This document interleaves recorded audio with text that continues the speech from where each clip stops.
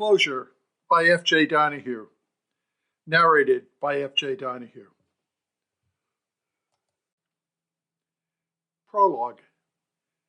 It was late in the afternoon on a hot August day in Scranton, back in 1975. Sean McCarthy was sitting on his front steps looking out over the street, waiting for his dad to come home from work. They would be playing catch in the park that evening. He noticed a neighborhood kid, Eddie Fillmore, walking down the street. He was about 4 houses away on the other side. A slick 1975 Pontiac Bonneville 4-door hardtop with a 2-tone blue paint job pulled up next to Eddie. The boy started talking with the driver. Then he got in the car. Eddie waved as the car drove by. Eddie was never seen again. Chapter 1. It was over a 3-hour drive from Binghamton, New York to Lancaster, Pennsylvania. Sean needed an early start as he wanted to do this in one day. So, at 6:30, with a toasted bagel and a travel mug of coffee, he got on I-81 and headed south from Binghamton. Not a bad day for a drive. Spring had finally settled in, and the New York and Pennsylvania Departments of Transportation had not yet started to repair the roads from the winter, limiting the traffic to 1 or 2 lanes. Smooth sailing.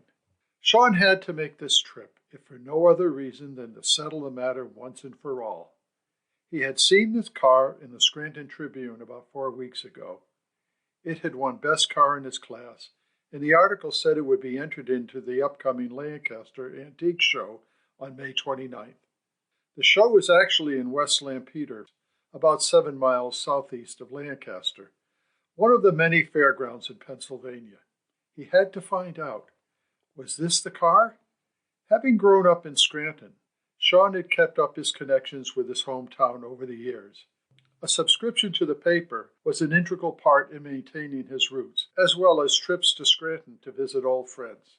His grandfather had come from Ireland and worked in the coal mines in and around Lackawanna County.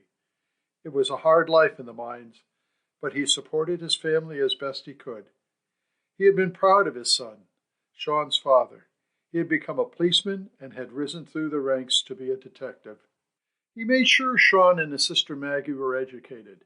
Their parents always insisted that sports were secondary to academics. If your grades did not meet their standard for what they expected from you, athletics stopped until you were back on track. The children understood the importance of an education and the support provided by their parents. Maggie was a high school math teacher and coached the girls' swim team.